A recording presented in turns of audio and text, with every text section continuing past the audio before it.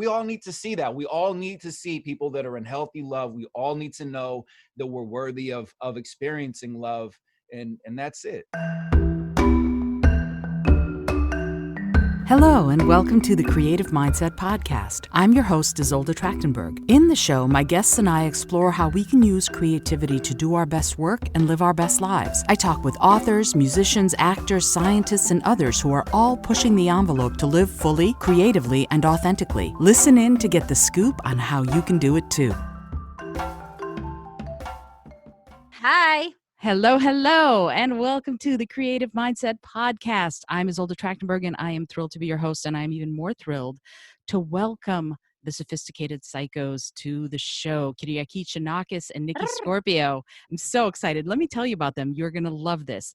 The Sophisticated Psychos met in a recording studio in Hell's Kitchen in New York City. And Nikki Scorpio is a Bay boy. He's a producer and a songwriter, and he met poet, actor, producer, and Detroit native Kyriaki after her international tour with 50 Cent and G-Unit, and the connection was a spark. It was instant.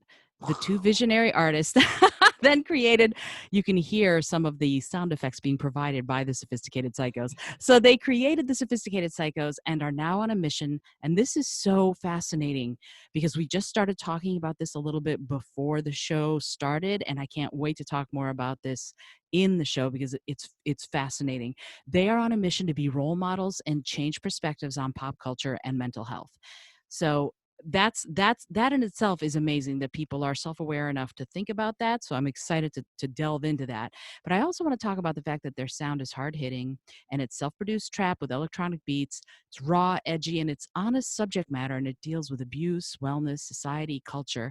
And the Sophisticated Psychos they're focusing on spreading their music and messages of values and ethics through music and visual content. I'm so thrilled to welcome both of you to the show. Yay. Thank you for having us. Yes, my pleasure. Thank you. This is so wonderful because, I mean, you were both just on the show a few weeks ago, maybe a few months ago now, individually. So it's really exciting to me to get to talk to you together as a duo, as a couple who works together, who lives together, who loves together. The fact that you manage it and how you manage it, I can't wait to talk about that because there's something about that creative spark that drew you together and that keeps you growing, and that's amazing. Yes. Every moment, I'm feeling it right now. And we're both Scorpios at the same time. So there's that. Oh, my stars. Yeah, exactly. That's quite the recommendation. Two Scorpios getting together. That's quite something. So let me ask you first. You met in a studio, which I think Yes. is telling. What about that? What about who you were drew you as artists and as people together? I'd love it if you talk a little bit about that. Okay. Well, I would like to start with Okay, the of straight course. shooter. So I was in the studio and I was recording Paris Fashion Week. I just got back from Paris and I had an amazing time. It was like creme de la creme with like the president at the time of Chanel, John Galantic. We had like breakfast before.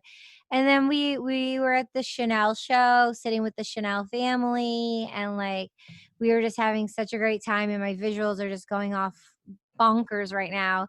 And I'm a poet, so I was so inspired that I wrote a piece called Paris Fashion Week, and I came back and I so everything was lined up. It was like I haven't been in that studio for a while. I wasn't recording for a while. I flew in my producer from Colorado. It was scheduled like it was very specific, and I've recorded in that studio before many times, but it was a long time since I've been there, like years. And so on the chance of being there and recording Paris Fashion Week, put Paris Fashion Week, let's go. And then, Nikki can share with you, but I guess he came into the studio a bit later and he heard me like saying some things like maybe Paris Fashion Week. And well, I didn't know any of this at the time, but now I very much know Nikki's really big into fashion. So I think maybe his ears heard me saying some fashion stuff and maybe that intrigued him with like, yo, who's that voice behind the door talking about fashion? Oh, well, I'll take it from here. I'll take it from here. Okay, so you watch movies. We watch movies as kids, and like we think like it can happen, and then you get older, and you think like, oh, that doesn't happen in real life, but then it does. So how we both met was very cinematic. So I had a studio. Within this area. There were 3 studios, and I walked in at an abnormal time. Um, heard her doing spoken word poetry and was like, oh, that's cool. I haven't ever heard a spoken word poetry artist in this studio, as many cool, talented, and successful artists as I've heard. And so my mind intuitively, which I'm really, really, really big into going with my intuition and my gut and my heart and just like leading with that, said, leave the door open and you two will meet and something will happen. And so I did that, and my producer came in and was like, yo, why is the door open? And I said, hold on a second, I've got a plan. Okay. I and love it. and sure enough, I heard her door go "Ee," and I'm like, all right, play our song. So he plays our song, and she walks into the studio, and my hat flies off my head and I fell out of my seat. And like Wow. straight out of a movie, except there was no music playing, except for mine mine at the time, but it didn't match the romance and the spark. um and then from there, basically the short story is that she needed to, after I waited for her for a long time. She was doing an intensive 14-hour a day acting class with a very, very prestigious teacher. I waited and kept going in New York as a Bay Area native. And then as soon as she got finished with this class, she said, my team needs me in Los Angeles. And so I basically again, like edited version, I can always tell the full version, but um Tell the then full version. no, it's okay. Well, basically, like I was in the Bay Area. I was visiting my family, and she had an opportunity to perform, and so she was like, "Do you want to come perform in Los Angeles?" And I hadn't really. When you're a Bay Area native, like Los Angeles and the Bay Area have a weird like thing that goes on, like a weird rivalry or something. And I love California in general, but so she flew me graciously, which says a lot, especially after I had been involved with the woman who had no idea where money came from. So this is like this cultured, beautiful, powerful boss lady that for me it was art. There was an attraction, but I'm like it was art. It was, we can do something amazing and original and make something. And so I went to Los Angeles, hung out with her, and I'm seeing this girl that I had no idea. I just knew that she had done a lot of different things and had a cool career in life. And I found out that she was self-made, and she hung out with all these different really, really original and cool artists from all different forms of art. And I've been living in New York for 6 or 7 years, and I was like, man, this weather feels nice. This is cool. So I came back to New York. The energy was a little bit stagnant personally for me. So I told my team, I'm like, yo, I'm going to Los Angeles with or without you. I packed all my stuff into a golden minivan we called the Golden Stallion, drove across from New York to California in 2 days, Wow. and took a chance with someone where we weren't even in a relationship yet. I had no clue. I was very, very introverted and closed up. We went on a journey, got involved in Hollywood, and anyone who's been involved in Hollywood knows it can be a very interesting ocean to swim through, and there's a lot of different creatures, good and dark. And so we're back here in New York. We had a lot of great experiences, built a strong community, learned some lessons, and hold on. And so we're back here in New York, and being bi-coastal and being able to travel is good. And we're doing amazing things in New York right now. We've really been building the Sophisticated Psychos experience show. Really, really been building ourselves separately. And now what we're doing within all the art that we're creating is, again, it doesn't matter the shade of your skin, it doesn't matter how you identify, what you believe or what you don't.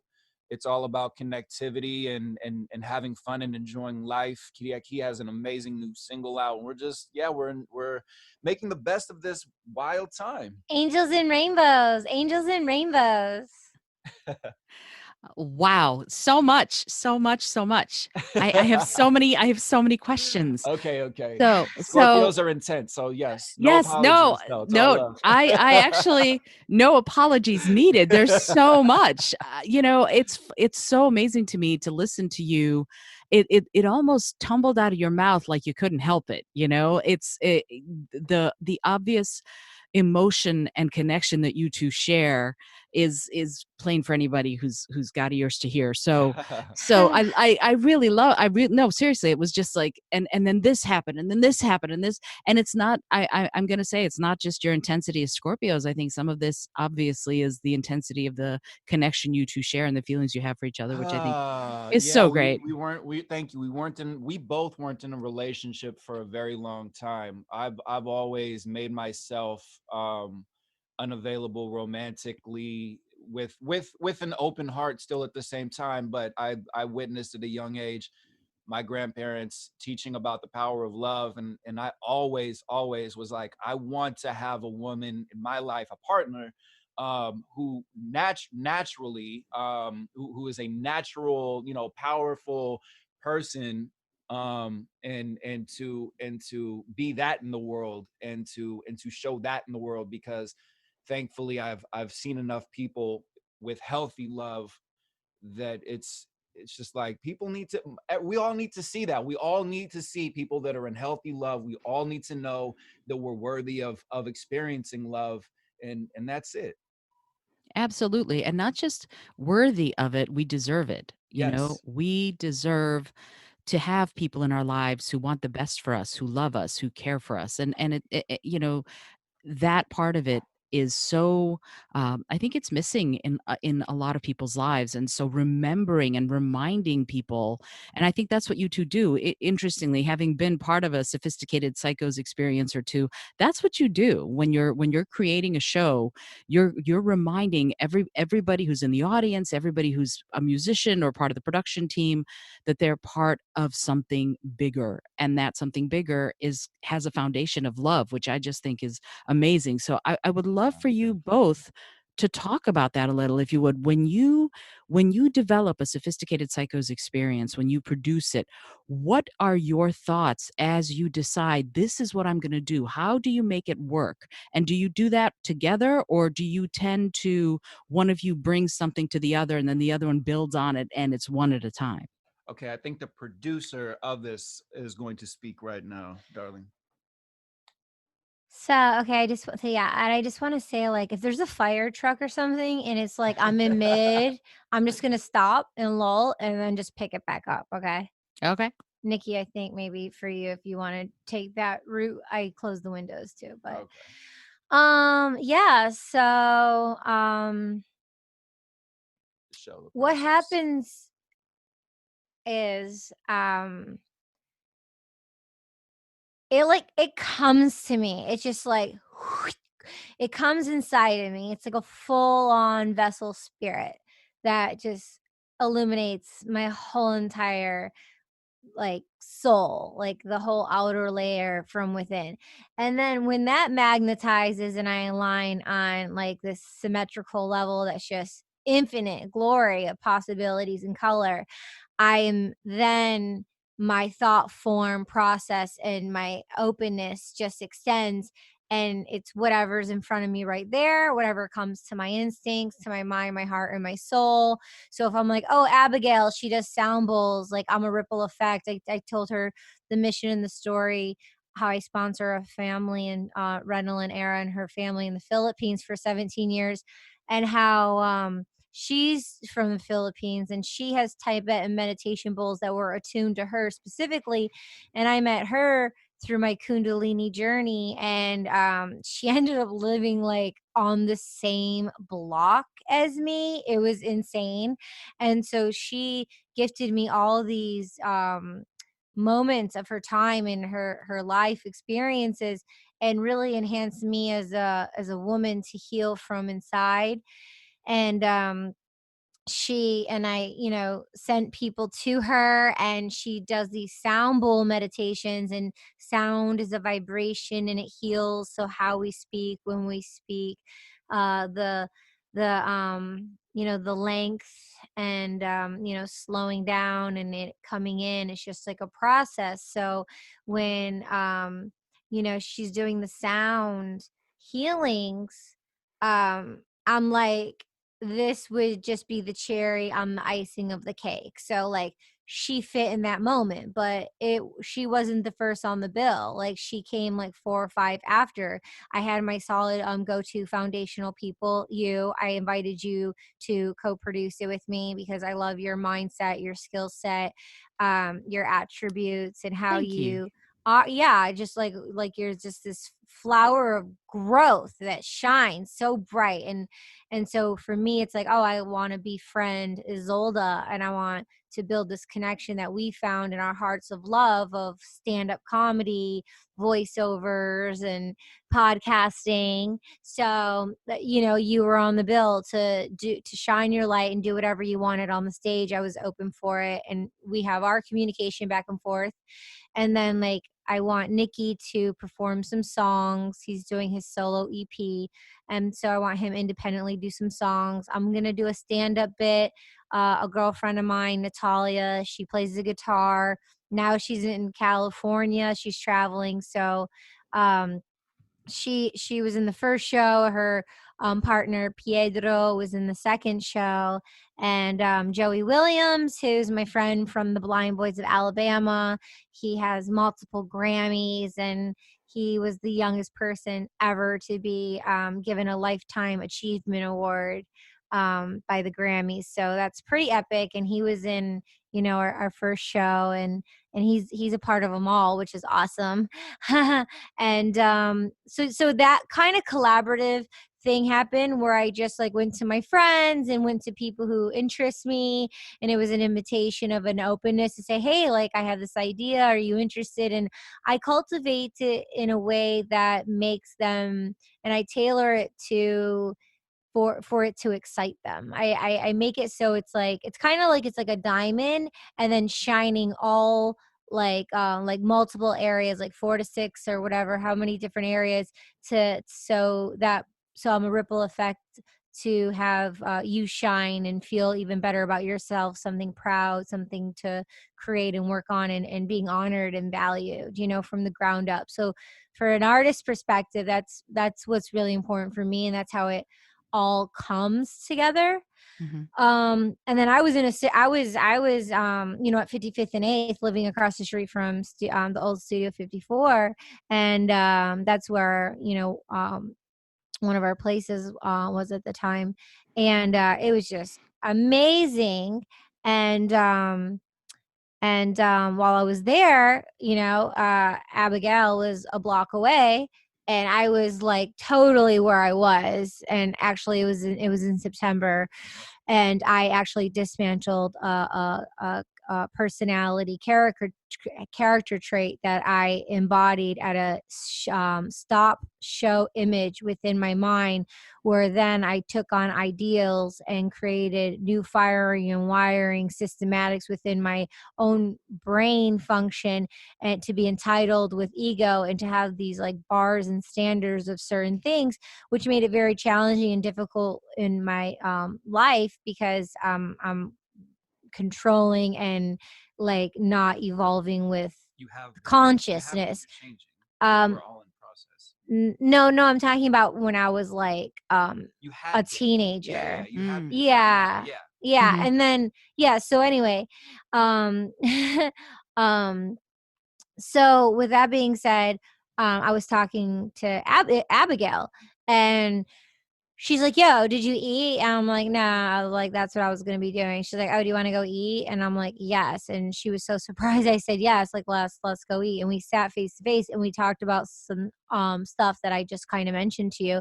And right then and there, it just shifted from I'm not enough to this lower vibration to I am enough. And we were smiling and laughing. And I was like, oh my God, like I'm doing this show and I would love for you to be in it.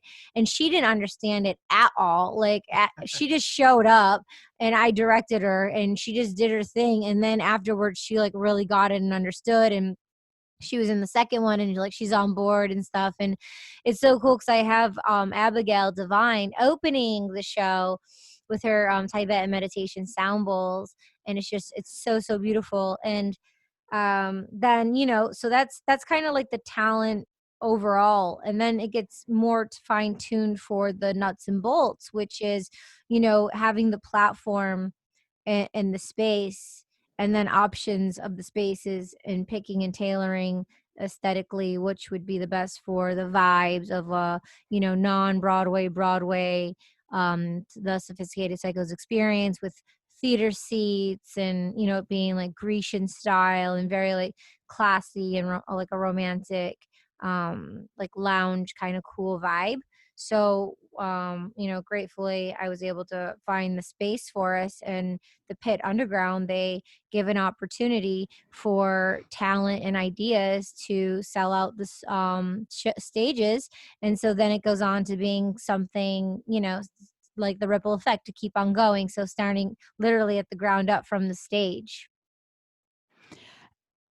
That was such a beautiful, incredibly detailed sort of description of the experience, and it's really interesting to me to listen to what you're saying and sort of hear the mental ticks in the producer's mind. Well, I need the talent. Well, I need the space, and I need, I need the people working tech and all the, and you just sort of slid into it and did it. And it's interesting to me that it sounds like once you moved up into that next vibrational plane, that some of that flowed more easily. Would you say that's true? Oh yeah, I was just in action. I was just in action. I did what I could do, and it was really cool to have people on group emails and chats and introduce artists with artists and collaborate. It was always a passion and dream of mine ever since I was really little.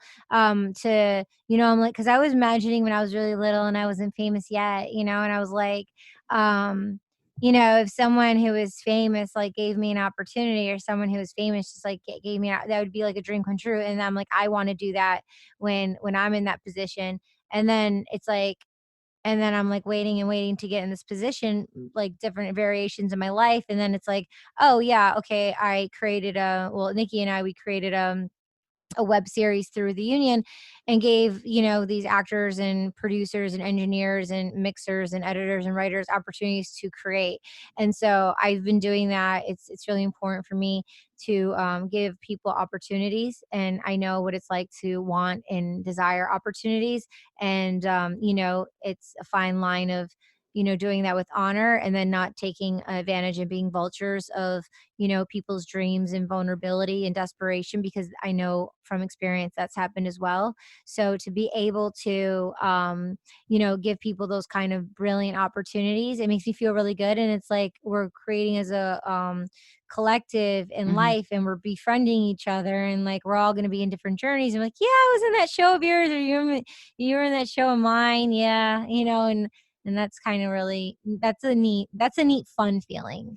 It is. It is, and it's also an enriching collaboration, and the two of you have something like that. Just in your watching your interactions is a delight because you seem to collaborate with one another in everything, not just the Sophisticated Psychos, but everything. Nikki, I was wondering if you could speak to that a little bit about how that kind of flow seems to really go for the two of you in your collaborative efforts. Right. Yeah. So like we as humans, we have different skills and different things that we focus on. Our minds work in different ways, right? So like for example, I'm more on the introverted side, meaning that I'm a lot more in thought, observing, studying things.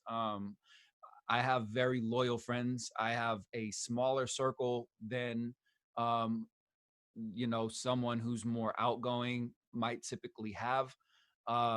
whereas Kay is kind of a mixture of the both, and it's really her spirit, you know, where she has this innocence and this brilliance at the same time, and originality, and she creates excitement. So for me, a lot of the times I'm more behind the scenes because I'm observing people and their characters and how they speak to other people, and how they treat other people, the things that they think no one else sees that define who they are, so that, you know, everything that we're doing, regardless of how of the time frame, it's done authentically, you know. So for example, for this show, we've I kind of visually introduced Kay to Carol Burnett, and to say that, you know, like a variety show is really, I feel like, really needed right now, and I really feel like, you know, a strong woman who's funny, who's naturally funny, who's intelligent, and again, who isn't going out there doing crazy things and having publicists strategically break up their marriage and relationship to get more views,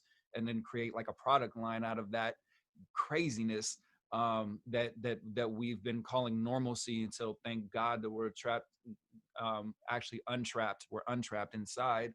And so, you know, like, she's been building this, and again, we coming to New York, it's there's a really, really good energy here. There's a really good shift in things, and people are way more supportive. Like, you hear how people cheer at 7 o'clock, like where we are in the Lower East. Like, it's you think we're at like the World Cup or something like that. It's amazing. Mhm. And so, you know, we have our community that we've aligned with.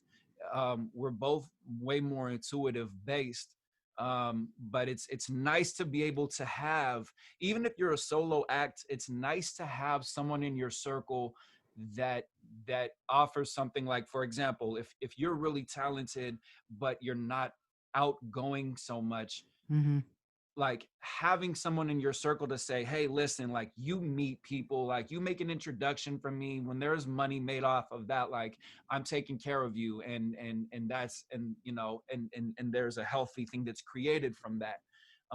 You know, so for me, I see Kay's vision, and, you know, I see how men can be, I see how women can be, I see how human beings can judge. And so for me, I always want to, you know, to show people again, like, the connectivity and the beauty and the brilliance of who she is. And that's all done through love, you know. So, you know, that's really how we operate at the core. And that foundation seems to allow a springboard for both of you, you know, in your working relationship, in your, I don't know how much you want to talk about your personal lives, but in your working relationship, when you work together, do you each work on your own thing and then bring it to the other, or do you work at the same time and develop an overlap? How does that work? How do you We've done all align of all of it. that? We've Uh-huh. Yeah, we've done all of it that. zigs and zags. Yeah, we've done all of it. It just all crosses over. I guess there was you know, from the beginning, and we had some ideals and you know, visions and organizations of how things were going to be. Well, I know in my mind I did, probably in his mind he did as well. And you know, then we were working towards those things, and then so we did an album together, and then, you know, we were on this journey, you know, with angels and just like spirituality and just really, really cool like words. Like, you know, Nikki's an amazing genius songwriter. And he wrote all my lyrics for the first album we did together. And I have some favorite verses of mine that I like. Well, I'll just bust out, you know, because it's a part of the collective of TSP. Mhm. And then through a lot of like a lot of the immaturity and the learning and growing part of not knowing and frustrating of wanting it to be a certain way, and just going again against the evolution, and going against what nature wanted for us, because we were just so focused on our visions, which is great too, you know, because like you have to have a focus and and go. But then you tweak and you work those things, and you pivot left, you pivot right, and then you learn to do it more graciously, Yeah. and you learn to communicate healthier, and to each other, and first and foremost to ourselves, to bring more grace, peace, and harmony, which is a continuous practice. So through that, since from like 2012, 2014 to last year around July 2019, that's when we had an editing bay for a while, and then we decided, okay, the editing bay is done, and we live separately. And so he was able to focus on his stuff, I was able to focus on my stuff. It was like putting the cart before the horse, and he was able to focus on his stuff, and I focused on my stuff. And there is very emotional, and but we were dismantling the unfiring and unwiring things that didn't serve us, and allowing space, because we were both like have these amazing energies and everything. So we were allowing space, and other energies and friendships and focuses, just to do what we want to do without relying, or being that voice for one another. Just some silence, some deep solitude and silence. And through that deep solitude and silence, but always being connected, of course, but you're only as strong as your weakest link. So we really had to be very courageous to not be around each other as much as we wanted to be, to not be around each other, so we could develop that within our own selves, to have new strong like stable grounds as individuals, and then come together again. So we did that, and that was from July till what, like 6 months or something. And then when the quarantine happened, I was in solitude for 2 weeks, and then Nikki came. Well, it's going to be 5 weeks, so he came 5 weeks ago, and this is the first time we spent this much time together, literally, like we haven't left the door. So we've really been able to iron out those weakest links and cracks, and rise above, like um Kesionetics, like epigenics. So not the genics, not the geons, not the genes, but above them. So we are able, epigenetics, so we are able to go above our own DNA levels and circumstances to create a new. And like now we're just like at this higher vibration and cloud for one another, which is really cool. And we acknowledge that, and then we acknowledge when we're not there. So then it's a continuous practice, basically. Definitely. I want to say so, to kind of like add briefly to that, like there's always forgiveness, and there's always a remembering and an appreciation of who we both are at the core. um there's no perfect relationship, and so, like, to Kay's point, it's been good because we both learned so much. So many people get into relationships and they have families and they have kids and they think it's always going to get better, and it only gets better at that point where you start being like, all right, I got to own up to the things that I'm doing. I need to take responsibility for myself instead of blaming other human beings. And that's what's really cool about what's going on right now. So, we not only separately are really, really more powerful at manifesting things when we have that clear space and that positive energy around us. So we're able to manifest literally, like, out of nothing except for a thought and an intention, great creations and amazing people, you know. But we're also, like, she's talking about epigenetics, is like we're breaking the patterns of our families. We're breaking the patterns that we were taught, and that's the world that we're going into. So everything that we're talking about that sounds out there is now becoming in there, and is now the way, like, science is changing so much so that it's almost more spiritual than spirituality. And it's an amazing time. And so everything that we're doing is Kay is showing people, where people are like, I don't have someone in my life. I don't have someone in my corner who knows about supplements or about health. You know, like I don't have someone in my life, like for example, you know, me as a guy, like I was raised a lot like by a lot of women. So like I don't connect with guys, and there's certain things that I don't know. So there's always things that we can share. And so we're sharing and we're showing and we're teaching, and it's human. It's not, again, we're not like a perfect Instagram couple that you find out later is like Mhm. doing like YouTube, hey guys, we broke up, like weird stuff. Like we're being very, like, I don't know how many people really study like how popular culture is, but it's not popular anymore because people are seeing through it, which is great. We're showing how human our life is, man. And if you can connect and relate to that, and if you can laugh at your life and say, you know what, like I love my life regardless. I'm going to stop comparing myself and comparing my life and comparing my relationship. I'm actually good. Like I'm actually going to be happy, and my kids are going to have that. And then we're going to be self-reliant. And when we're self-reliant and when we're self-loving, then everything clicks, man. And so that's what we're teaching and what we're showing. Incredible. So, wow. Okay.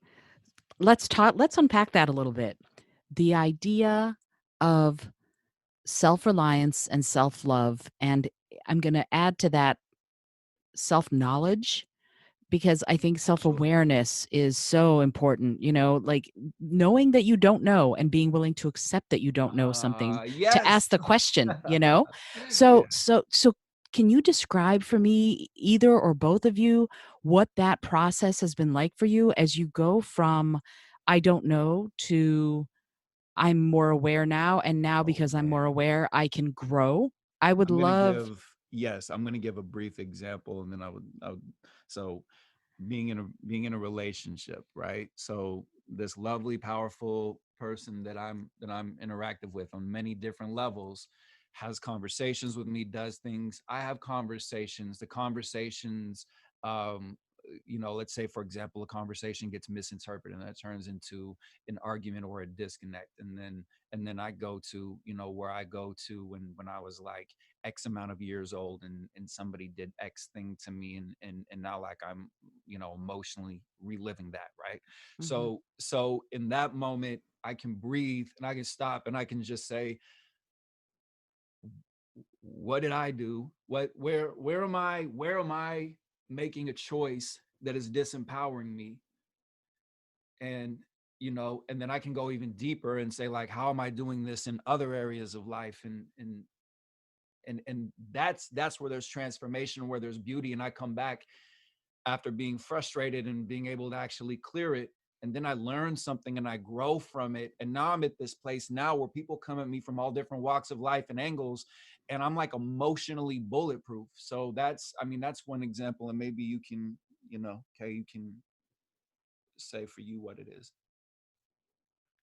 um Respond to what you just said, or repeat No. the question, or what was that? What was Well, the question? the question was, really, it's the process of what Nikki, and I think you also were describing, this idea of growth being that you start from an I don't know, and I have to get some awareness that I don't know, and then once I have that awareness, I can build on that, and then I can grow. And so Nikki just gave his example about repeating, I call it playing an old tape. You're repeating a pattern from when you were really young and going back and saying, okay, this is something that I don't have to hold on to anymore, and I can embrace something new.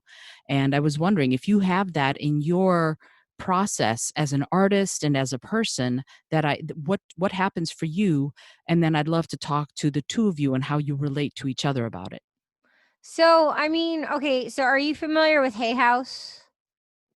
No. Okay, so you need to tune in. It's today. It's been going on for the last 3 days. It goes on for another week. It's called Hay House. It's Mhm. you can heal yourself summit.com, and it's free. You just put in your email. Mhm. And they have like 10 videos and audios a day, and it's Dr. Joe Dispenza, Dr. Bruce Lipton, and all these amazing scientists. And Deepak was the first day, and this woman Gabriella, and she's talking about being a superhuman. And there's this guy David Hamilton, and yesterday he was talking about the heart connection, and that he talks about this Tibetan meditation that has, out of everything, has been the best for him. So I've heard that meditation. I've done it before. I really attuned to it. I really like it. I really like the Tibetan way. And he's Um bringing science into it. yeah. He's bringing science into it and talks about how it reduces inflammation and has other psychological effects on it. Oh, meditation absolutely does. Greg Absolutely does. Greg Braden. Yeah. Greg Braden was talking about that. And he was talking about there's 40,000 neurons in the heart. And so it's not just like your brain, it's, your heart. So David Hamilton yesterday was talking about taking your finger, and people can do it any which way, and you touch the middle of your heart and you just breathe, and that's how you connect the brain to the heart, the brain to the heart, and however long it takes you, and you can just put your heart there. So I've been meditating like that, just multiple times just since yesterday. And it's been able to get me from my head quickly to my heart, because I've been processing and realizing that before, because of trauma and everything, and being numb and grass and not being able to be connected to, and knowing if I'm connected to my emotions, being confused of what emotions I was connected to. So I feel, by touching my hand in the middle of my heart and just sitting there breathing, and just and he even says take slower breaths, but being there breathing, and just like with my hand on my heart, and then connecting it visually, like tap, it's so simple just to connect it in a simple way, like the mind to the heart, the energy of the mind to the heart. And I can feel my heart beating, and that all that stuff that's tension around my thyroid, all that stuff that's tension, it just kind of has been melting away, and it's Hmm. been really beautiful, and it's a graceful place to go to. And then another thing to take a step further is the Tibetan meditation, where it's like he talks about the inner critic and being able to have solitude and silence that inner critic. And it's basically through this Tibetan meditation, um, these words. And I mean, I can paraphrase, but I recorded it, because just so I can just practice and learn it myself. But so what I did was, I was in the bathroom, and I was having this heady stuff going on, and these neurons of thoughts, and it was like irritating, and this irritation. And so I was, feeling pretty good and everything, but that irritation was there. So I said, um, I love my irritation. I forgive the person who's irritating me. I forgive, um, you know, this irritating feeling. I love this irritating feeling, and it was just giving it.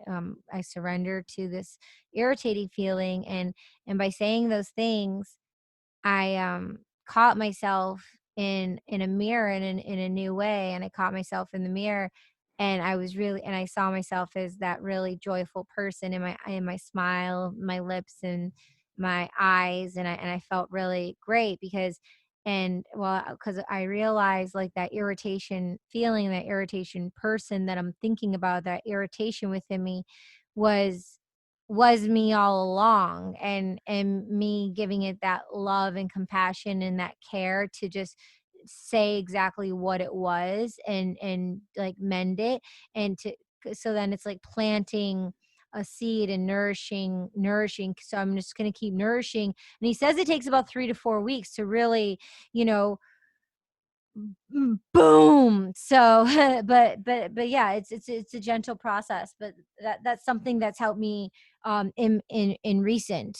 And so I'm kind of really honing in the things that I've known since I was a kid, and then the things I've heard over the years. I'm really right now honing it in, and really applying the practicing, and going to be that solitude strong voice to share what I know to be true thus far from a concrete rooted level and be that ripple effect and person people can lean on and come to and, be in a place where I once was and be able to really be an impact for their healing journey, holding space for them through, my sound and vibration.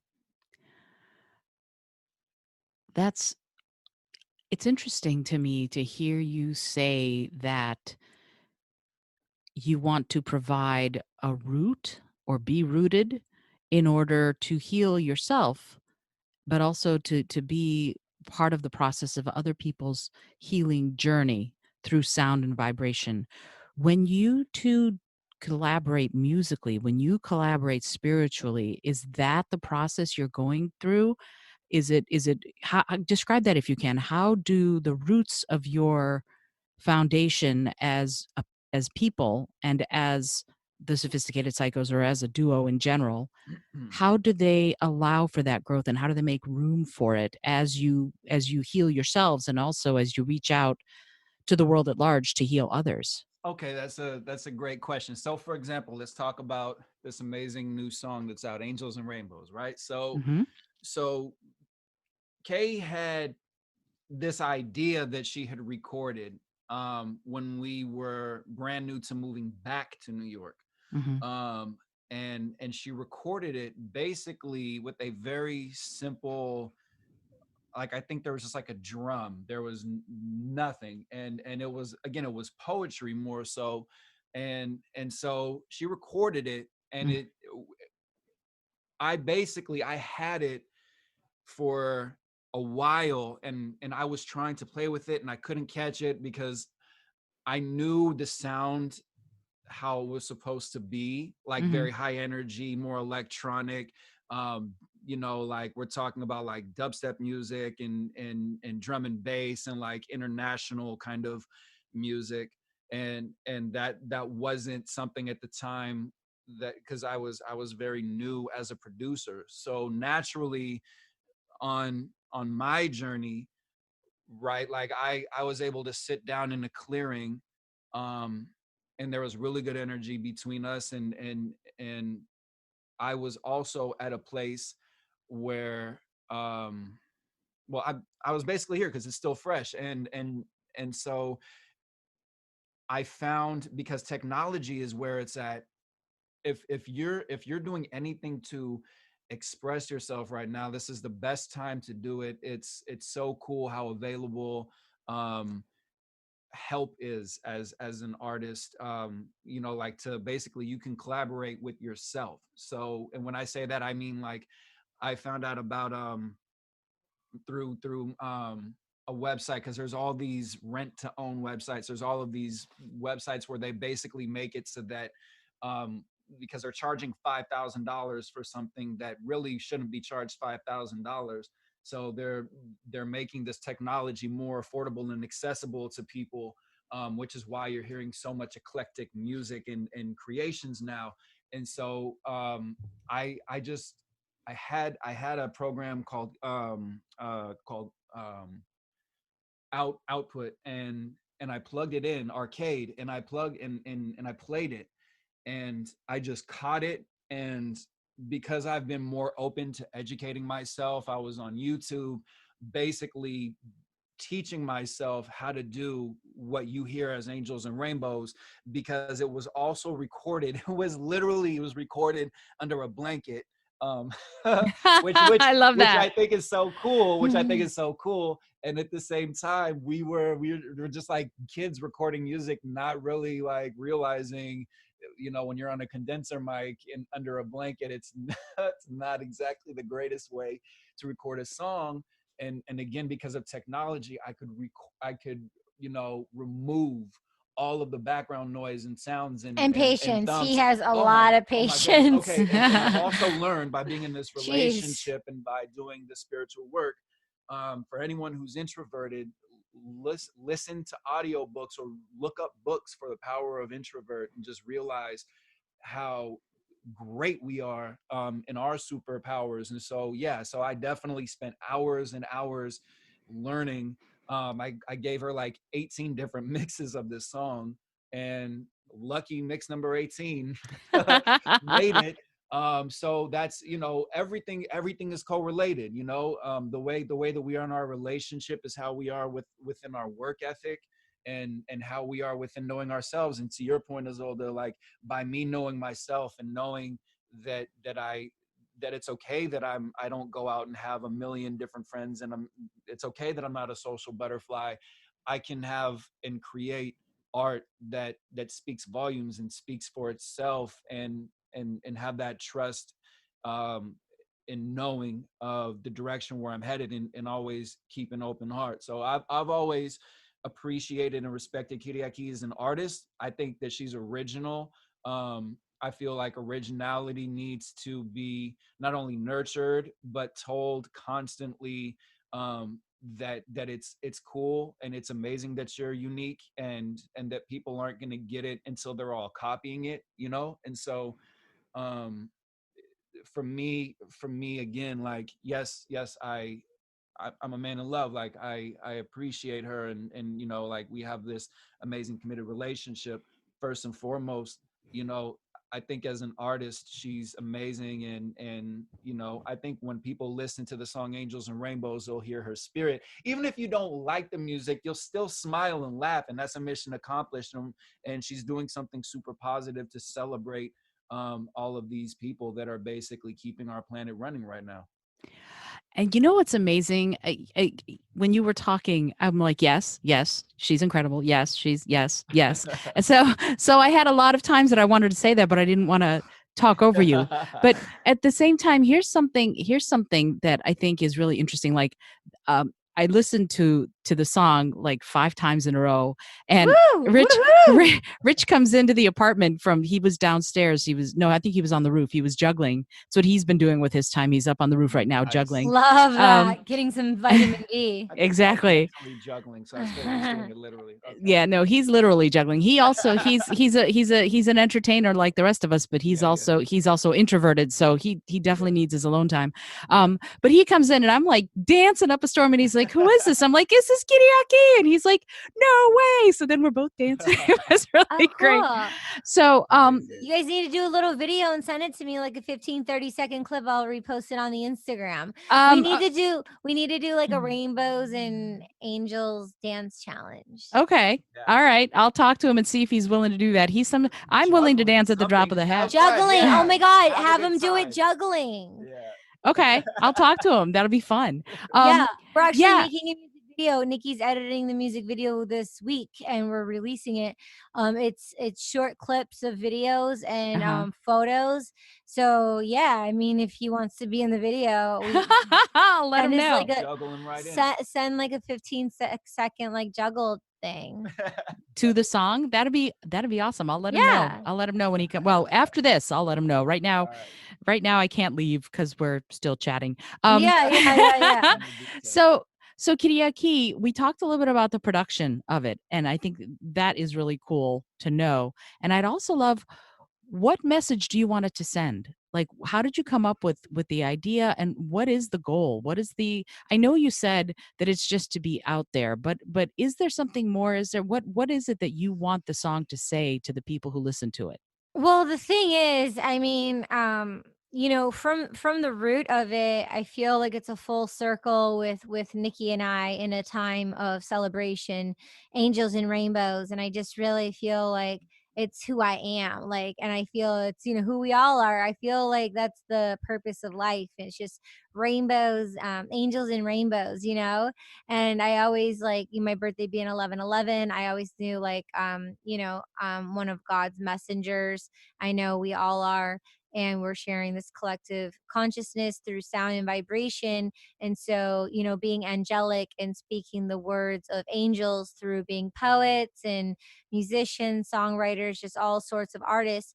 I feel like during this time of the pandemic, I feel like the whole world turned into artists because Absolutely. I know artists right now. I mean, I can't speak for all artists because I know a lot have tours and schedules and ego plans of their destination of just like, this is going to be my big release or my big break, and or I'm just getting married and or having a child. So I mean, a lot of people are, you know, really conflicted and mentally in different emotional places, especially with, you know, everyone being affected, and then intimately if someone within the family is affected, not even on, you know, on devastation levels. But in the terms of like, you know, not having the coronavirus and being responsible by being indoors and respecting that as a community and having that responsibility and having a stable ground to be in your home and create, I think is a time to go in and make sure your home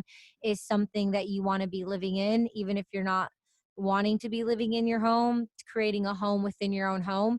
Because I feel like we all need to do this inner deep work of healing before we can go out and be together again. I notice in my emails that I'm writing back and forth, the way I'm communicating with people, it's really breaking new ground and new territory. But like Bruce Lipton says, it's like, you can't just do it for 3 weeks and like, oh, it's a bounce back. No, it's like, this is like, it's going to take dynamic shifts and change. So primarily the vision and the of the song and the message is, you know, in honor of the ripple effect of how you can never meet someone in your lifetime, but by the power of yes, or saying something, by doing an act of kindness and out of act of love, it's a ripple effect in the universe. And so Renelyn, who I've been sponsoring for 17 years that I haven't met yet, her two brothers, her whole family, I feel, you know, she's a ripple effect for me, I'm a ripple effect for her. So this is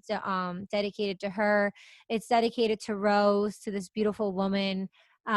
She's an elderly lady who lives in the Gramercy area, and she's legendary, and she's really impactful. And so I told that story. I told that story of that magical night of being in New York City, and I was with my friends, and we were like coming out of the Rose Bar at the Gramercy Hotel, and like they have all these amazing iconic paintings and vibes, and it's just like such a cool space. And we came out, and there's a garden, and there's the Gramercy Park, and it's like it's like a very intimate small park, and there's a key to get in, and you have to have a key. And Rose, she has the key to go in there, and she, you know, wanted to give us a tour of the beautiful garden, and it was just a really magical night. And so I actually recorded it almost 2 years ago, and because of this standstill space and time, Nikki was able to catch a beat and produce it in its drum and bass. And he just tailored it in such a way where it's angels and rainbows. And I said that message then, but I just feel like you can you can put something out there, but like sometimes, you know, you have to add different spices and turn the heat up and down, and something's cooking in the back, and it's not just like, oh, here it is and it's out. Sometimes it's a birthing process of working on something for 10 years or 30 years or 5 or 2 months or 1 week. But this in particular, my I was at a friendsgiving, and I like just got back to New York City after not being here for a long time. And one of my friends, Joey Zugzog, he was so saying all these amazing things to me, and it really inspired me. And I'm like, I'm gonna record, and I did, and that's what that recording's from. And and so now it's like we are where we are, and it's the first responders, it's the people in service, it's the people who we judge, it's the people who we look down upon, it's the people who, you know, are less fortunate, it's the people who there's guilt and shame and all these different emotions and emotions and stereotypes and stigmas put around it. And I feel like those are just being broken from the old concrete now. And the educational system, like Mind Valley, Vision created Mind Valley, and it's like a new platform of education, and he's been on the train for a long time. And now like the whole system, like Darwin, like 200 years ago, you know, the theory of Darwin, and you know, our evolution has been you know, running on that same platform, which just came crashing down because definitely was heading south for a long time. And, I mean, the amount of, animal life in the oceans, and we just watched the Tiger King, and there's only 4,000 tigers in the wild.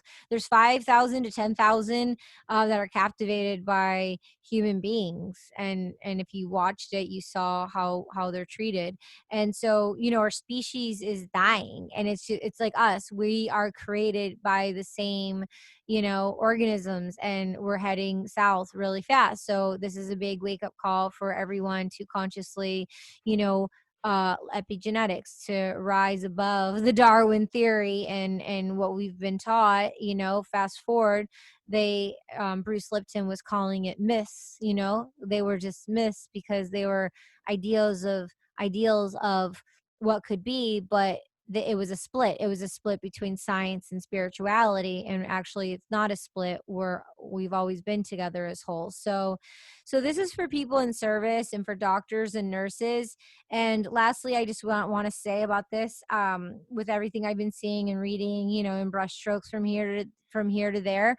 There's this young woman who was a nurse, and she was a singer, and here in New York, and she saw what was happening, and so she, decided she wasn't being a nurse anymore, but she went back to the hospital to help out, and she sang this song. I forget the song, but she sang this beautiful song, and they were playing it in the hospitals, and everyone was dancing, and the nurses, they were just bursting with joy and hugging and just being so happy by dancing to this song that was an empowering song that we saw on Lady Gaga's Global Citizen a couple weeks ago.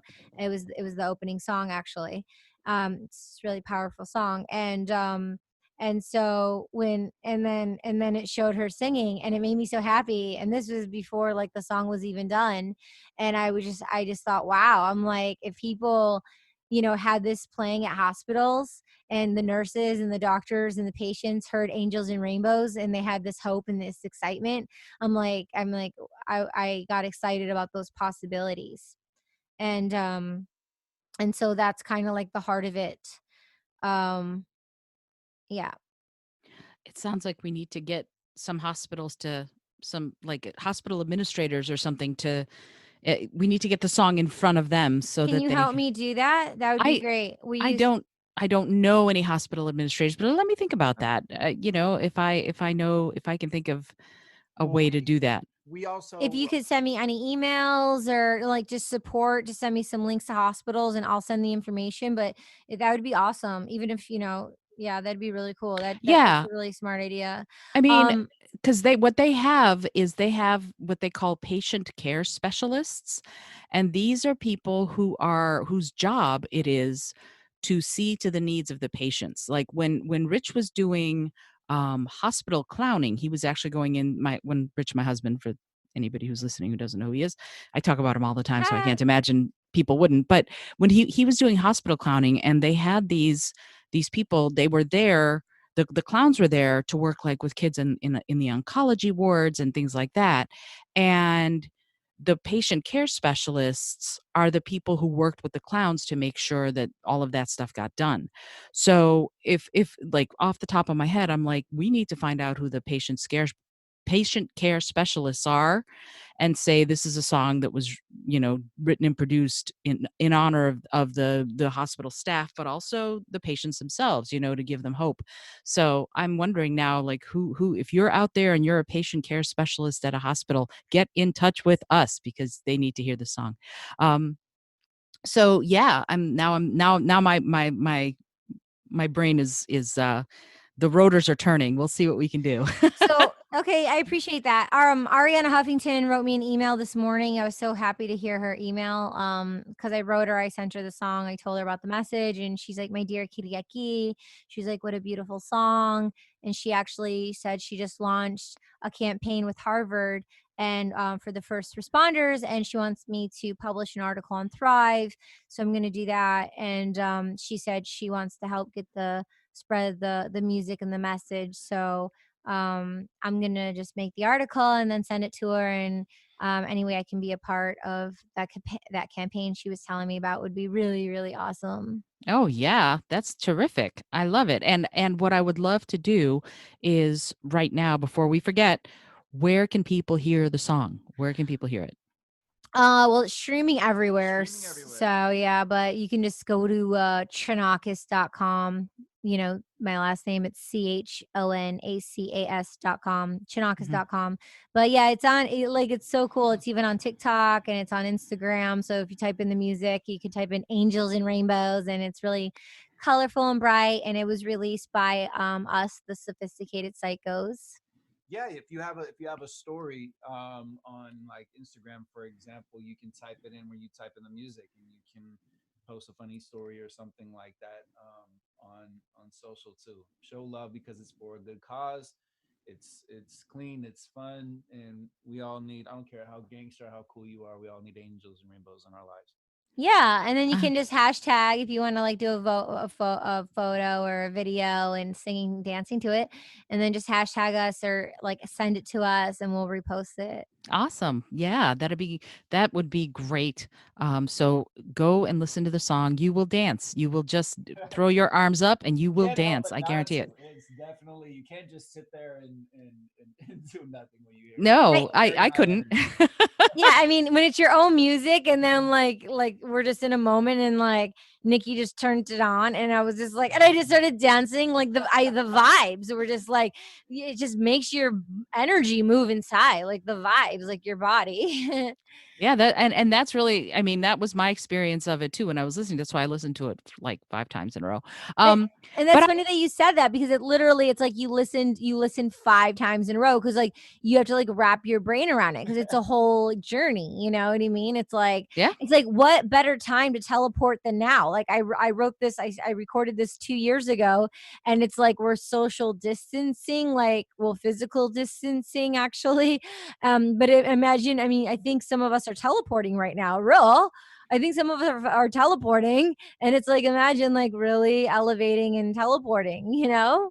absolutely. And that idea of it's not enforced alone time, but it's definitely time to think, to dream, to build, to create, and something that will elevate you, that calls you. And I think that's kind of what I resonated with in Angels and Rainbows.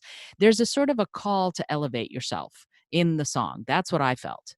Mhm. Awesome. Yeah. Yeah. Yeah, and then also it's like, the part where it's like, um high functioning, high functioning, high functioning, high functioning. It's like there's just been so much wonderful talk about mental health and the well-being of our thoughts and the energies in our brain because it navigates our exterior and our interior. And so to be, speaking on that topic, it's like with this fast paced, chaotic, busy world and running on all these grids and systems that aren't working. And it's like people are like highly depressed or they have autism and they're functioning in ways that don't align with like who we are as human beings. And I can speak to that myself. So it's like it was like a real love and a shout out to the people out there who are, having mental struggles and who have mental times, who feel things like very deeply and you can't express it because you know it's an energy and it's something that you're not seeing, it's something that you're hearing about, like gratitude and pleasure and passion. So it's not like, oh, it's a chair or it's a table or it's something matter where you can obtain it into your physical hand. And so it's really neat that um for people who understand music, knowing that it's the angels, God's angels, and the poets through the sound, words, and vibrations, and it changes the thought pattern and the thought form inside the brain.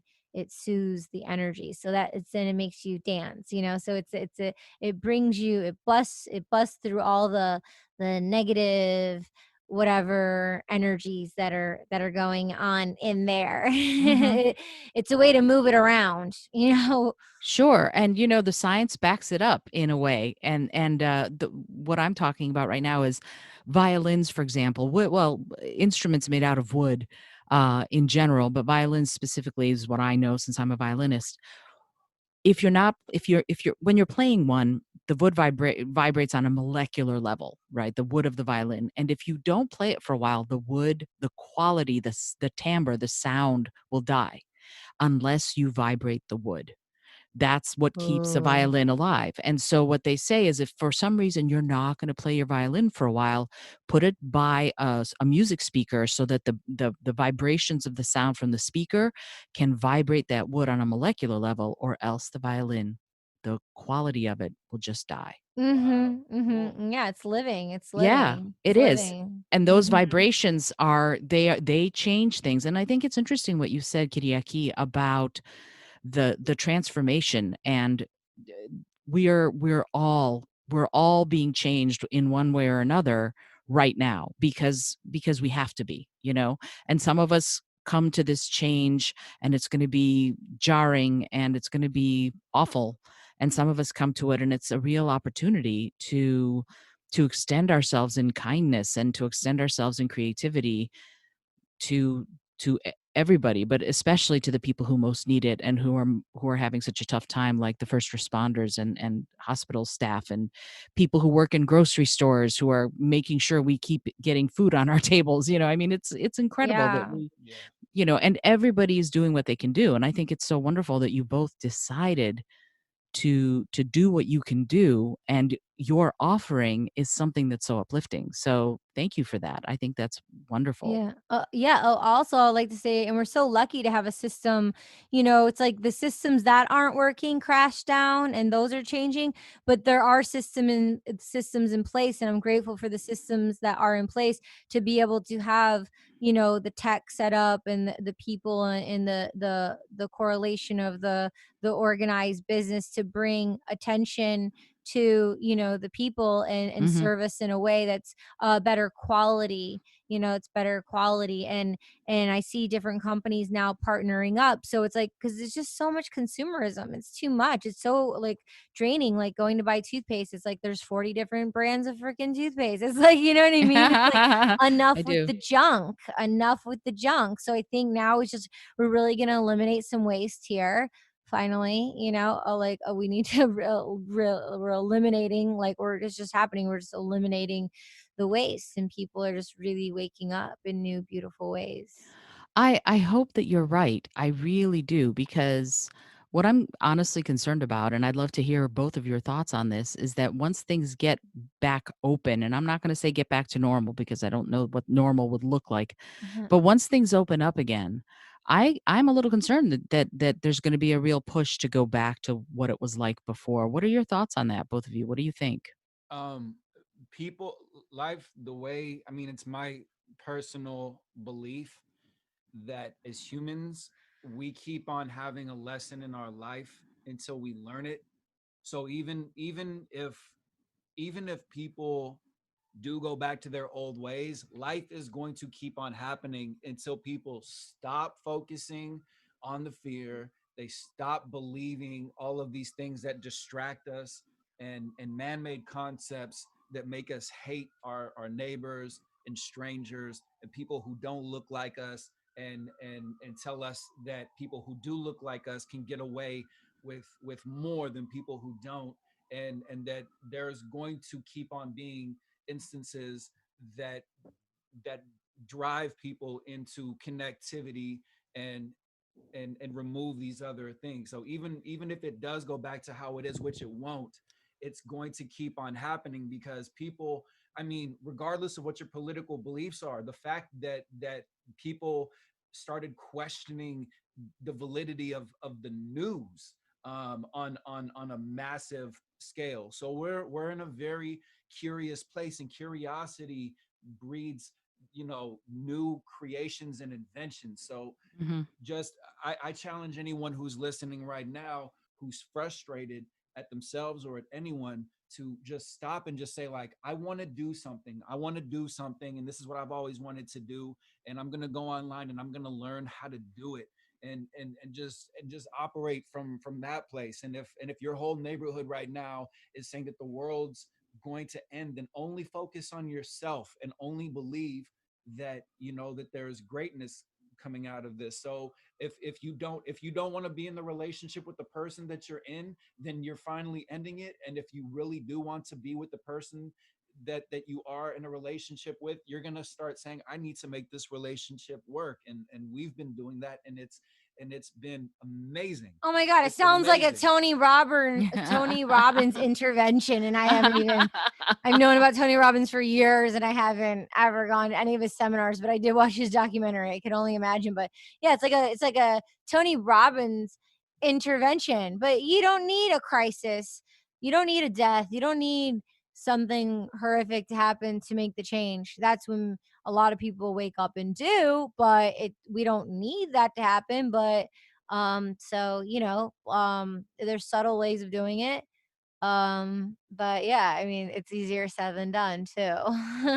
And it's like, where do I start? So you just start with taking one step and then taking two steps. And for me, I when I was a kid, I had a list of 10 things I would do for my business and 10 things I would do for my personal. So I like 20 things to do a day. And it could be like, okay, make 15 calls. That's making 15 calls, or sending 15 emails. That's sending 15 emails, or having tea, having soup, taking a bath, manicure, pedicure, or just like in times of now, it's, um, you know, yep, taking a nap. Let this up. Old stuff's coming up. This too shall pass. I'm feeling it in my body. It's old energy. It's old stuff. That's not me. That I learned from what I saw or what I experienced, but it's not me. So being aware of the epigenetics of rising above that gene of mine, and saying, oh, I'm gonna have something warm for my tummy. Then I'm gonna have some hot tea, and then I'm gonna take a hot shower, and then I'm going to take a nap. And these are all loving, soothing things to do when not, when feeling out of balance from your highest potential. But, you know, just making a list of 10 things you can do for your personal, calling your mom or writing a letter to someone you haven't talked to in a while, call them, write a letter. And then fun things like watching movies, watching TV shows, that's education, but it's also relaxing my body, but it's also entertaining, but it's also like I can watch the tone of the show and the actors and the set design and the clothes and animes and voiceovers and the different new cartoons that are out. We just saw a bunch of really cool ones on Netflix that I want to marathon in the next couple of weeks. So it's always in action, but being in action. So it's not like we're not human doers. Like I don't want to do because then it's like I'm putting then I like literally today, like I was so excited. I only slept 5 hours and I was so excited to get up cuz like I wanted to like, partake in so many different things. But then when I got and I sat down at my desk, I was just like, I felt this drain and I just wanted to cry because I don't want to fight and I don't want to do and I don't want to approach it in the old way. So I literally got up, I went to a private area with the lights off, and I let out a little cry, and I was able to meditate. I meditated. I came out. I spoke with my grandma, my yaya, and then I sat down and I approached it in a new way, in a more gentile way. And I knew I had to do something to get it done. It was something with finances. It was, this thing. And then after that, I was, and then I was on my way of doing things, and here we are. So it's just really tuning in and checking in with where I'm at, where my intellect is, and knowing of how much I can take on, and being okay if I can't take things on, and just resting. And again, we come back to that idea of self awareness. You're doing, it sounds like, correct me if I'm wrong, it sounds like you're doing what you need to when you need to. It's staying aware of that and going, I need time alone. I need a cup of soup. It would be good for me to talk to my grandmother, and really it takes a lot. It takes a lot of self-awareness. It takes a lot of self-knowledge to know that about yourself and to maintain that level of frequency. I guess it's a vibrational thing for me. It's like checking in with yourself and going, I'm uncomfortable, or I'm Yeah. happy, or whatever. That knowing that and paying attention to it is really important. How do you two do that for each other? Do you ever find that the other person, when sometimes Rich and I are in conflict and one of us will go, I need 20 minutes, I need to go for a walk, or I need to go sit and meditate, or I will often say, I need to go play the guitar. That's Yeah. my that's my thing. Do you ever do that for each other? Do you ever suggest those kinds of things? How do you play that out for yourselves and each other?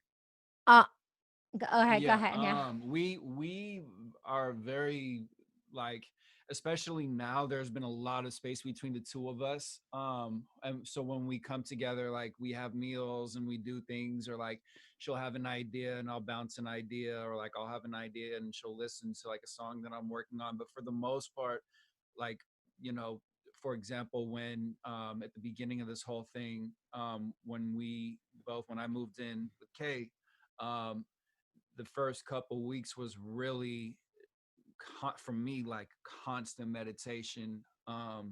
I've been doing a lot of studying on non-traditional like healing and transformation, and so there was a lot of that, and the same thing for her where she's doing her own thing, and again healing. Now is an amazing time to heal. Now is an amazing time to really, you can sign up for a free month of therapy. Like you can find all different types of information online, and so BetterHelp yeah, is so the like, company. so the commonality between the two of us was like, all right, cool, like we're together and we're in this. However, at the same time, you know my time, your time, it's sacred, and so I'm going to be, and this is both of us saying this to one another, having an agreement of, like, I'm going to be focusing on myself. I'm going to be spending a lot of time in solitude. I love you, I care about you. I really want to make sure that, like, when I come out of this thing, when we all come out of this thing, that I'm better from it, instead of, to your point, having that thought of like, oh well, I'm just going to go right back to doing everything exactly the same way, and think like people are trying to like break out and go back to work. Like, no, like you've always wanted to have a vacation. You have always wanted to stop working. What is it, like 80% of people don't like the job that they do? So stop and heal and heal and heal. But they don't know what they're doing because the thing is, they're wanting to bust out to get back to work, to get back to living someone else's dream, because that's what they were taught and that's what they know and that's all they know. So they're doing their 9 to 5 jobs or whatever jobs, and they're going and they're working for someone else, helping the system and helping other people, helping the system's dreams come true. But that's all crashing down. That's like a lot of it has is crashed down. It's not working. And people, it's a way for people to blame, to say I didn't get what I wanted.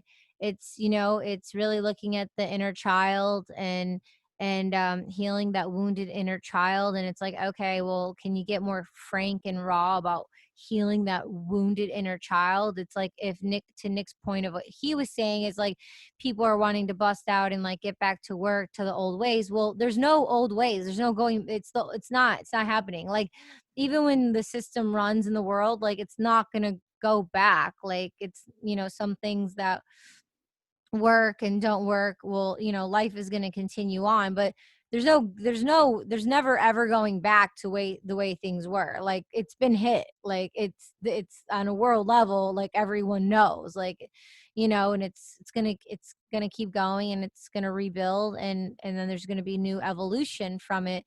But like when Nick was saying, like, get back and run to what, to the 9 to 5 that you don't like, the weekly or monthly check that you're getting, and that you're exhausted because you're being yelled at or not respected or validated in your work. Like, and then, but now's the time, like if you're home but you know, some people don't have the leisure of being in solitude. Some people don't have the leisure of that because they have children, or maybe they're in an abusive relationship, or they're not in a safe space to be able to create that for themselves. So that's difficult, and that's very difficult. And I understand that because I've seen it, and I've made my own choices in life. So I can honor myself in this moment because I created the base that I created here, and I set it up here. You know, it took me 3 months. I created a full production studio in New York City with an amazing view of the park and with the morning sunrise. And I created this space for myself because I wanted to set myself up to take care of myself, because who's going to take care of you if you don't take care of yourself? So I set up this whole space, and I'm so grateful to set myself up in such a way. Like it wasn't handed to me. I manifested it. I worked for it. Like I yearned for it. I had it in the palm of my hands. I made choices and I went on journeys, and then full circle, you know, where I am now, I created this lovely space here to be able to sit here and have this conversation with you, you know. And so then now I am in a place where I can be in a creative space to really slow down and do my inner work and my inner journey of my inner healing of myself, because I feel the drag. I feel the heaviness in different parts of my body, and then I go to those places and I, you know, nourish it so I can, you know, be at my optimal self and keep expanding and growing and learning, you know. So it's difficult to heal if you don't have, you know, the space to heal. But like someone said the other day, like you don't need your gongs in the perfect meditation room with the candles lit and everything so rah rah, feeling so great, and then, you know, and then you're meditating, because you can be out in and then you can be out in public, and a bus can come in past you, and you have to be able to use your intuition then. So it doesn't matter if you're in a really comfortable place or in a place that's uncomfortable. There's no better time to, you know, like Nick was saying, sit with some of the questions. And there's sometimes you don't know what questions to ask. It took me a long time to know if I was asking the right questions, and I was confused, you know. So Hay House is amazing. Abraham Hicks on YouTube is amazing, and just put them on playlists and listen to Dr. Joe Dispenza, and listen to, you know, type in top scientists of the world, and listen to Shaman Durek's podcast, Joe Dispenza's podcast, Luke Story's podcast, Ben Greenfield's podcast, my podcast, She's All Over the Place, Isolda's podcast, The Creative Mindset. So to keep us evolving and moving forward and learning. And my favorite thing to talk about is Overdrive. You know, so Isolda, you know about Overdrive. The app, you mean? Yeah, Oh, yeah. absolutely. I make liberal use of Overdrive every month.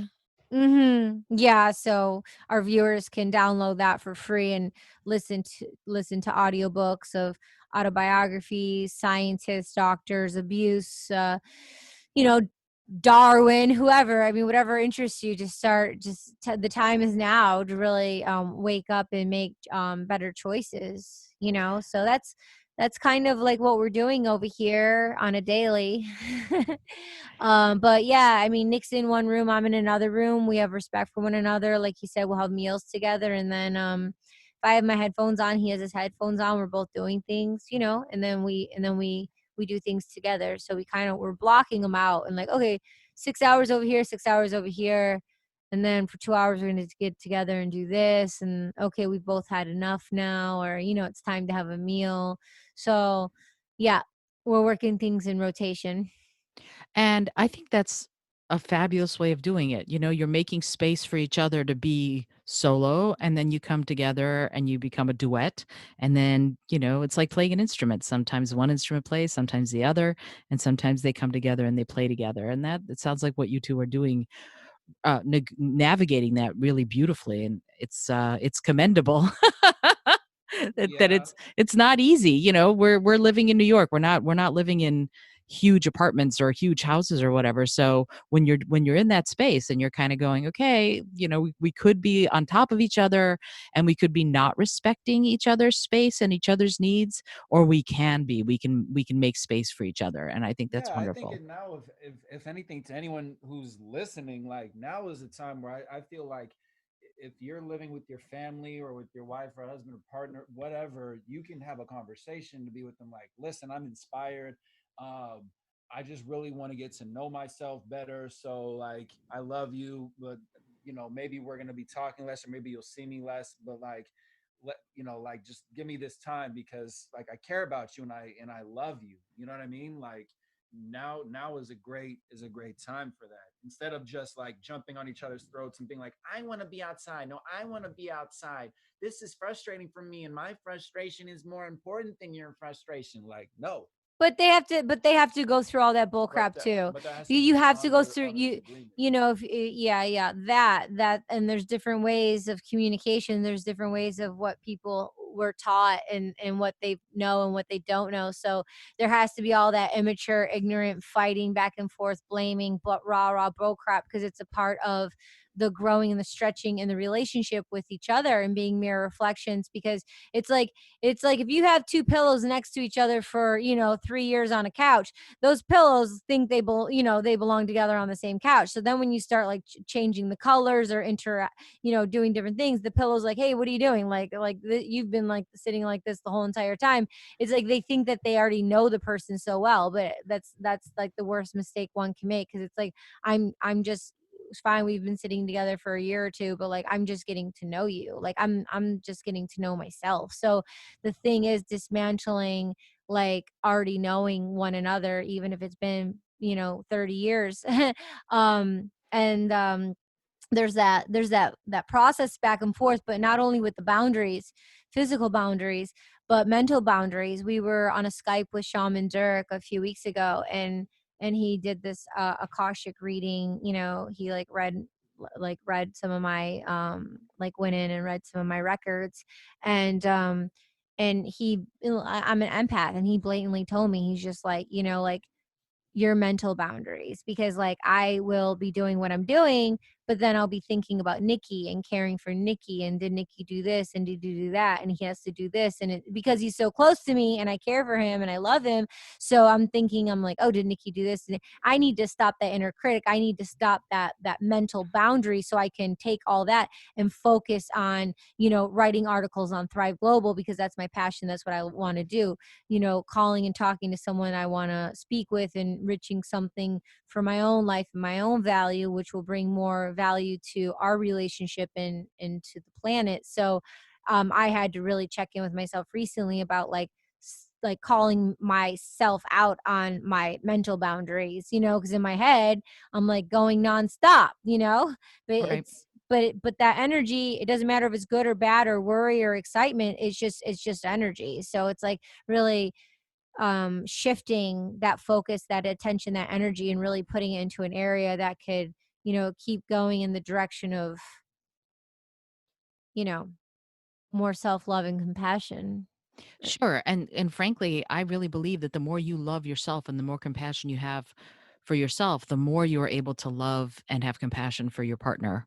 So that's just how it is, you know? Definitely. So Definitely. and when we show that, when we know that about ourselves, we are more capable of showing that selflessly to our partner.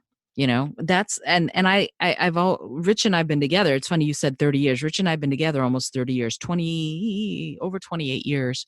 And it's interesting because on some levels, because we didn't stay still from 1992, we've kept growing. So because of that, it's an ever evolving process, getting to know each other over again all the time, because we're different every day, Mm-hmm.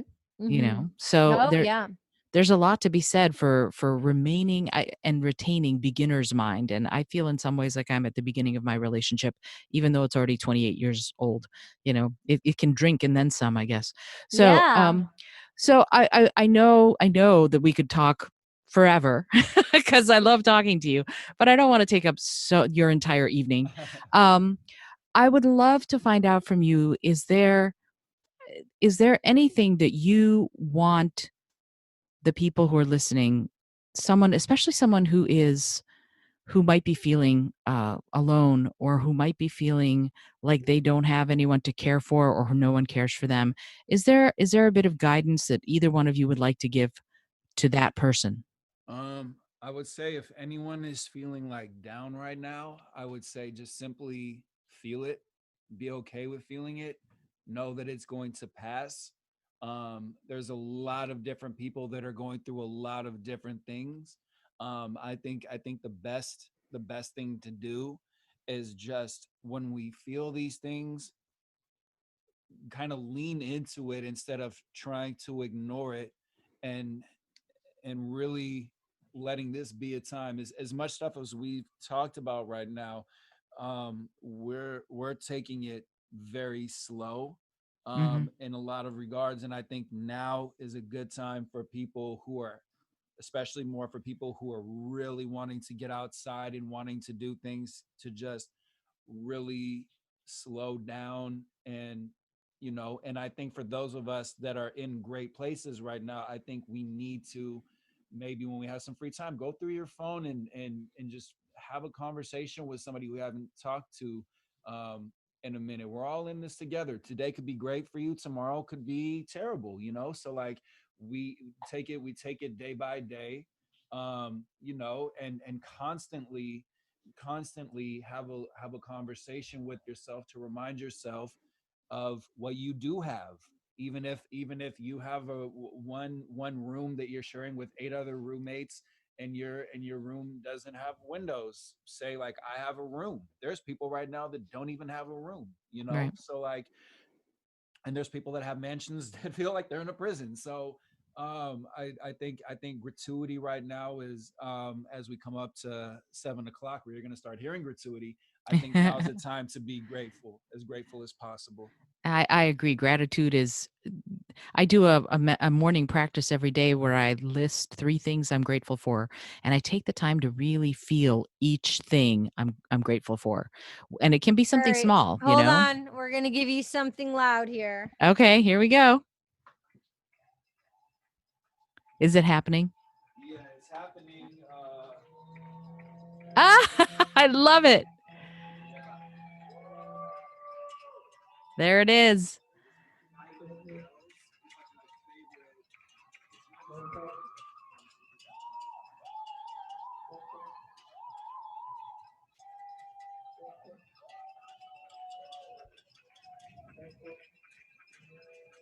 I love it.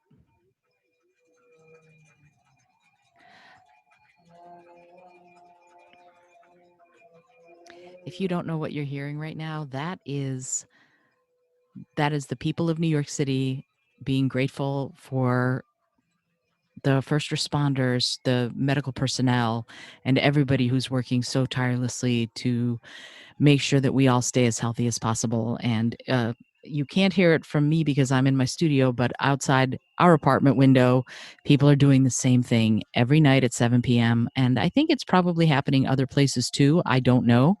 But it's so important just to remember that we can all raise that energetic awareness, and we can all raise a little bit of energy to show that gratitude. It's amazing that we have the opportunity to do that, that we have the opportunity to show these people how grateful we are and how thankful we are for the incredible work that they're doing. It's still going. Oh yeah, Yeah. definitely. And No, Calling, and so and I'm you're coming. I'm coming and back no, inside. yeah. no. It's But it's all right. I'm just like, I actually don't know if this is something that's New York City only, or if it's something no, that's it started in Italy. Okay, so there you go. See, this is something that's worldwide, and I have been trying to stay away from the news a little bit because I wanted to sort of go inward. So Same. yeah, so yeah, there it's just it's a thing. So And yeah, oh yeah. What I was gonna say is in respect to what Nikki was saying, like mhm, about like allowing the emotion to come, sitting with it, knowing it'll pass, and then okay, and then a step further is knowing the emotion's gonna come, it'll pass. but like an ocean wave, it could come back 30 seconds later, a minute later, 3 minutes later, 30 minutes later. It's going to be like an emotional wave. So it's going to come, it's going to hit, you're going to sit with it, it's going to be there, it's going to seep away slowly, or it's going to be gone, and then you're going to be great, and then it's going to come back, and then you sit with it and you recognize that's what it is, and then it's going to go away. So that's the process of sitting it when it comes. Mhm. The last thing I guess I would like to leave with would be well, I'll just go for it right now because this is what I'm doing. I would suggest reading, Googling,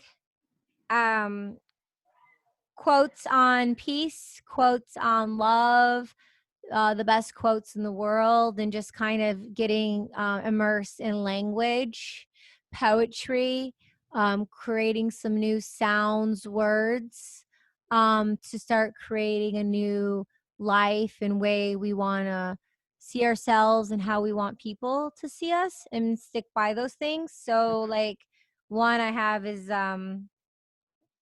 sometimes angels are just ordinary people that help us believe in miracles again. And that's by Anonymous. And then there's another one by Bruce Lipton. The whole world is a mental illusion. And then here's another one. There's a higher court. There is a higher court than the courts of justice. And that is the court of conscience.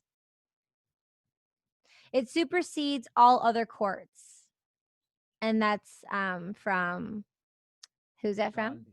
Yeah. Gandhi. Oh, that's a good one to end on. All right, so I don't want to, as I said, I don't want to keep you too much longer, but I know, because we can keep talking forever, and I would love for you to come back on the show and do more, talk more.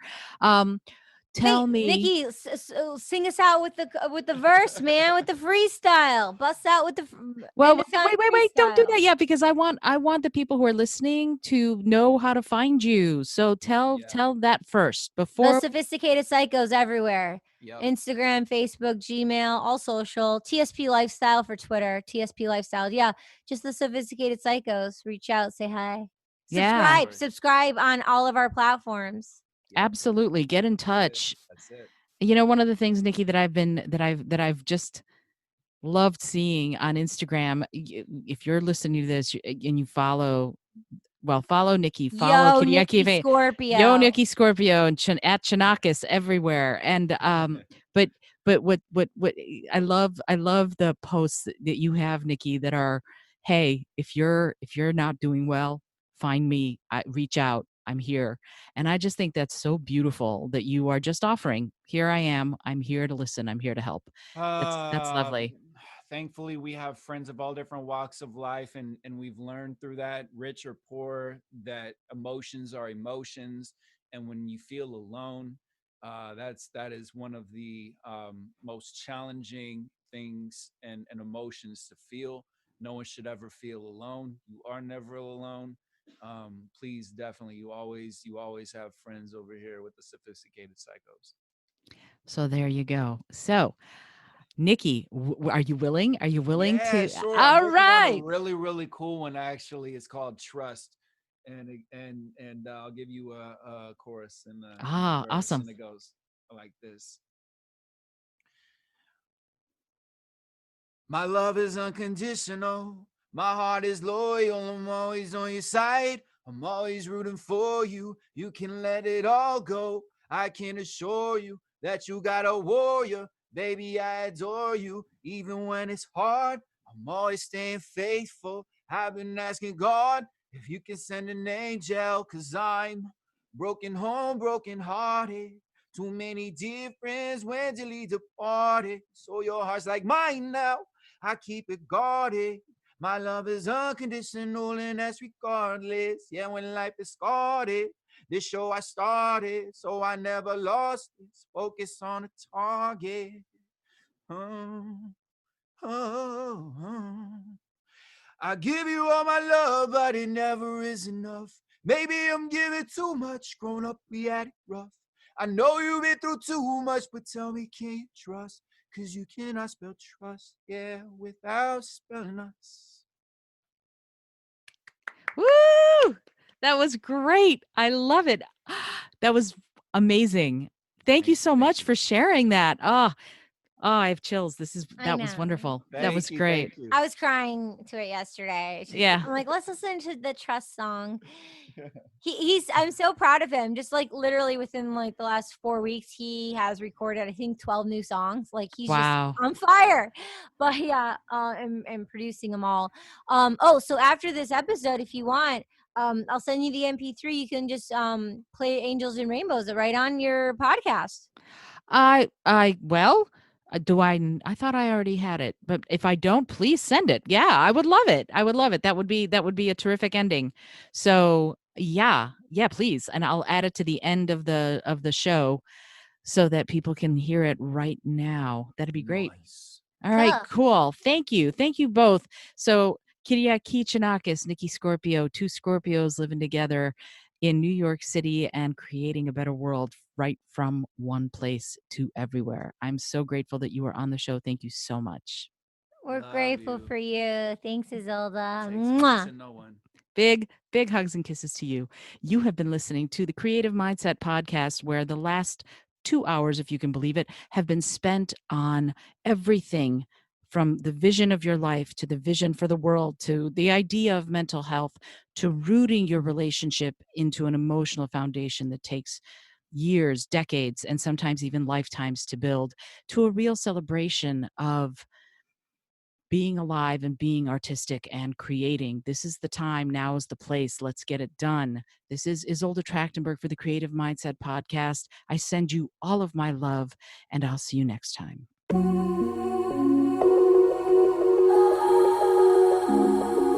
It was one sweet, magical dream.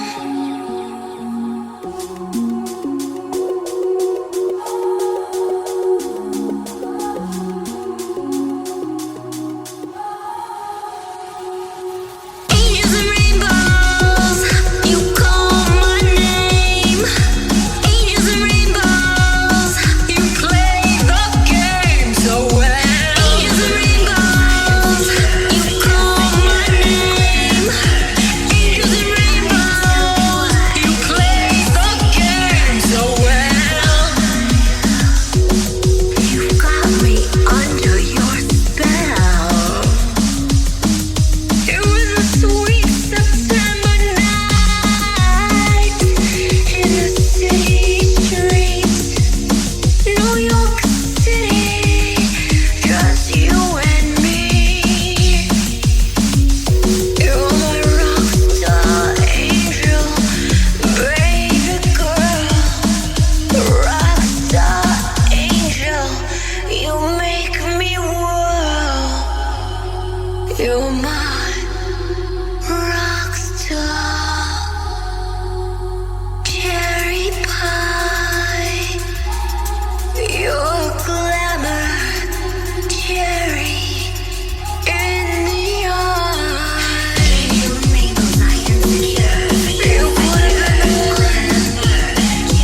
I'm fucking in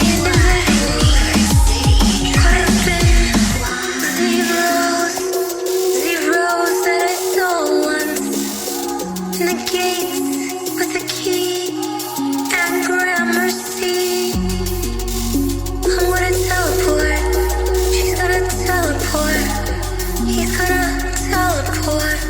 They're gonna teleport to me.